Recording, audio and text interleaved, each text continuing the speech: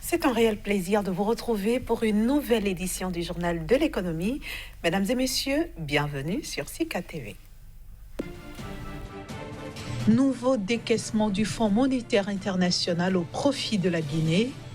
Il porte sur environ 23,5 millions de dollars. La valeur boursière des sociétés cotées sur les marchés financiers d'Afrique est dans le rouge. Les pertes ont atteint 142,6 milliards de dollars au premier trimestre 2020. La pandémie de coronavirus pourrait affecter la consommation mondiale de café.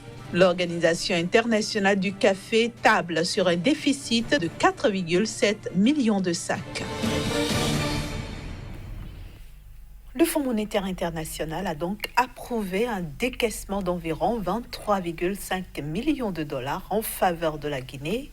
Ce nouvel appui financier marque l'achèvement de la 4e revue du programme économique et financier appuyé par une facilité élargie de crédit, laquelle facilité a été conclue entre les deux parties en décembre 2017.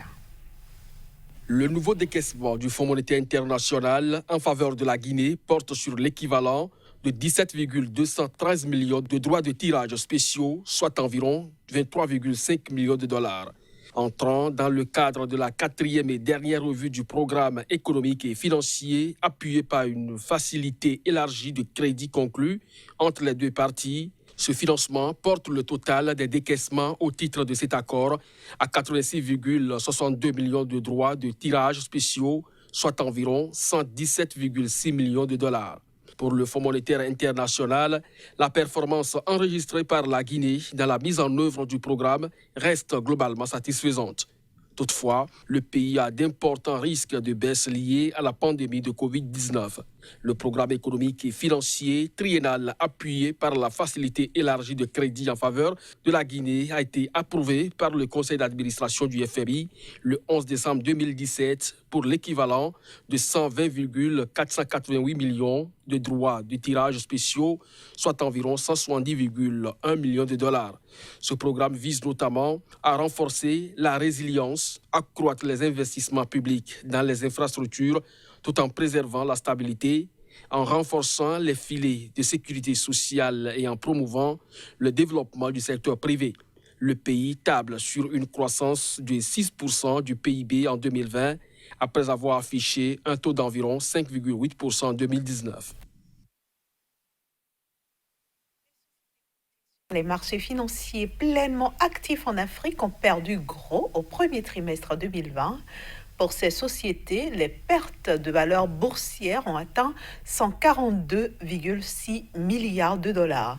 Cette situation serait essentiellement due au triple choc que représente la baisse des produits pétroliers, les impacts économiques du coronavirus, bien sûr, et les restrictions quasi simultanées des activités économiques dans le monde. Au premier trimestre 2020, près de 716 entreprises cotées sur les marchés financiers pleinement actifs en Afrique ont vu leur valeur boursière baisser. Pour environ 543 de ces sociétés, le repli de la valorisation boursière s'est affiché au-dessus de 10% au cours de cette même période, où 110 autres entreprises n'ont enregistré aucune évolution particulière de leur valeur boursière. Sur l'ensemble des sociétés cotées en Afrique, la perte nette est de l'ordre de 133,8 milliards de dollars entre janvier et mars 2020. Seule note positive, 143 sociétés cotées ont vu leur capitalisation boursière respective augmenter, bien que pour l'ensemble de ces sociétés, l'augmentation constatée ne représente qu'une amélioration de 8,8 milliards de dollars.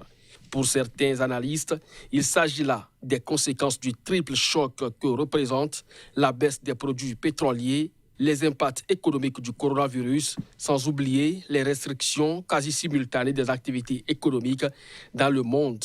En effet, en 2019, de nombreux gouvernements africains ont continué de travailler pour stabiliser leur lourd endettement et réduire les pressions sur leur profil de crédit. Ces plans reposaient généralement sur des hypothèses de conditions économiques et financières globalement stables, lesquelles hypothèses contrastent avec les chocs actuels qui exercent une forte pression sur la possibilité qu'ont ces pays de réduire rapidement les dépenses publiques et de redonner de nouvelles orientations budgétaires. La campagne de pêche 2020 s'annonce fructueuse au Mozambique. En effet, le volume total de capture devrait atteindre 461 000 tonnes de poissons contre 410 000 tonnes en 2019. Selon Augusta Maïta, ministre de la Mer, des Eaux intérieures et de la Pêche, ces perspectives heureuses s'expliquent essentiellement par l'amélioration de la contribution de la pêche artisanale qui représente dans ce pays plus de 80% de la production totale de poissons. Le Mozambique, qui a dû lancer sa saison de pêche 2020 en pleine pandémie du coronavirus, se classe parmi les pays de pêche les plus importants d'Afrique avec 2750 km de côte et une zone économique exclusive d'environ 586 000 km². Il faut dire que la pêche contribue à hauteur de 4% du produit intérieur brut du pays. Et puis la consommation mondiale de café pourrait baisser considérablement du fait de la pandémie de coronavirus. Si nous nous en tenons aux analyses de l'Organisation internationale du café, eh bien, on note que les différentes restrictions appliquées dans les pays touchés concernant le déplacement des personnes pourraient affecter significativement la consommation hors domicile dans les établissements spécialisés ou chez les distributeurs. En dépit de la menace que fait planer le coronavirus sur la consommation, l'Organisation internationale du café indique que l'année caféière 2019-2020 devrait connaître un déficit de l'ordre de 4,7 millions de sacs. En outre, de nombreuses inquiétudes pèsent sur l'approvisionnement pour la variété Robusta au Vietnam, où le commerce de café s'est arrêté. Le transport est également très touché et les ports fonctionnent au ralenti. Il faut ajouter que 35 000 tasses de café sont consommées chaque seconde sur la planète. Les États-Unis représentent le marché le plus important aussi bien en volume qu'en valeur, avec les 3/4 de la population qui boit quotidiennement le café. Et c'est sur ces images que nous mettons un terme à la première partie de ce journal de l'économie. On se retrouve juste après une petite pause avec Kazmik Médior qui aujourd'hui nous emmène au Maroc.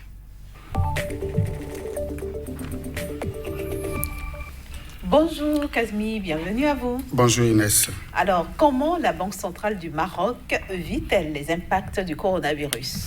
Merci Inès. Cette banque, à l'instar d'autres sur le continent et même dans le monde, vit difficilement les objectifs donc 2020. En effet, il faut le dire, avec la présence de la pandémie liée au coronavirus, le Covid-19, la Banque centrale a revu à la baisse ses objectifs pour le compte de l'année 2020. On annonce déjà la révision, donc la réduction du taux directeur de 25 points de base à 2% pour le compte donc déjà du premier trimestre de l'année 2020. Et ceci sera étendu jusqu'au dénouement donc de cette crise-là. Au-delà de ça, il y a une bactérie donc de mesures qui vient donc d'être prise pour soulager un tant soit peu non seulement les ménages mais aussi les entreprises. Et ici, l'objectif, c'est surtout les très petites entreprises au niveau donc du royaume chérifien qui sont donc les bienvenus donc en termes de mesures pour véritablement ne pas les faire sombrer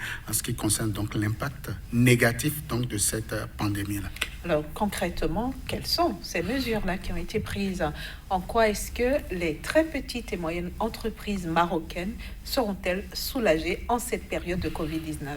Merci Inès. Il faut dire que selon la Banque centrale s'engage pour le renforcement donc, de son programme de refinancement spécifique à ces petites entreprises qui n'avaient pas forcément accès au financement, n'avaient pas accès donc au refinancement de leurs activités. Désormais, donc, la banque a revu donc, ces dispositions pour donc, autoriser les banques primaires, ces banques commerciales et populaires afin qu'elles puissent véritablement venir à bout, donc, soulager ces commerçants-là qui jonchent donc les grandes villes du Maroc, mais aussi les parties un peu reculées qui sont affectées par le coronavirus. Au-delà de ça, il y a un certain nombre donc, de dispositions prudentielles que la Banque centrale a prises qui visent forcément à renforcer donc, la capacité donc, des banques primaires à donc, faire face aux demandes liées donc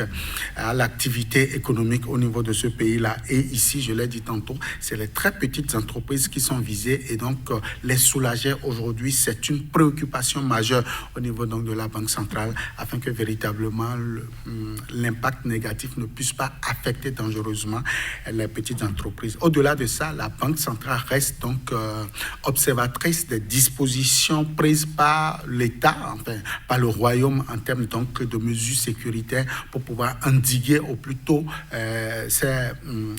le coronavirus. À défaut, donc, la banque reviendra sur certaines dispositions forcément pour ne pas laisser l'économie complètement endeuillée par donc, cette pandémie-là. Alors, pensez-vous, Kazmik Pidjo, que les mesures qui ont été prises vont suffire à sauver les petites et moyennes entreprises du Maroc? Est-ce que ces mesures peuvent leur éviter la banqueroute? Ce n'est pas très évident. C'est difficile de répondre à cette question parce que ce n'est pas des dispositions qui existaient par le passé. Le Maroc n'a pas connu une situation comme ça, comme d'ailleurs d'autres pays. Ils n'ont pas connu cette situation et donc chacun cherche les dispositions pouvant permettre de sauver ce qu'il a eu lieu encore de faire au niveau donc, de ce pays-là. En tout cas, la Banque centrale vit au quotidien les affres donc, de cette pandémie-là et certainement qu'au jour le jour, d'autres dispositions viendront certainement corriger ce qu'il faut appeler banqueroute des entreprises, des PME et des PMI au niveau donc, du royaume chérifien. En tout cas, nous observons cela et on va voir si véritablement la Banque centrale pourra faire face véritablement donc, à ces impacts néfastes qui ne font qu'affecter l'économie du royaume. Merci à vous, Kazmik Pidjo, et prenez soin de vous. Merci à vous. Voilà, chers amis téléspectateurs, c'est la fin de ce numéro du Journal de l'économie que je vous remercie d'avoir suivi. Merci aussi de rester en compagnie du reste des programmes de SICA et retrouvez toute l'équipe du Journal de l'économie vendredi à la même heure. D'ici à là, prenez très bien soin de vous.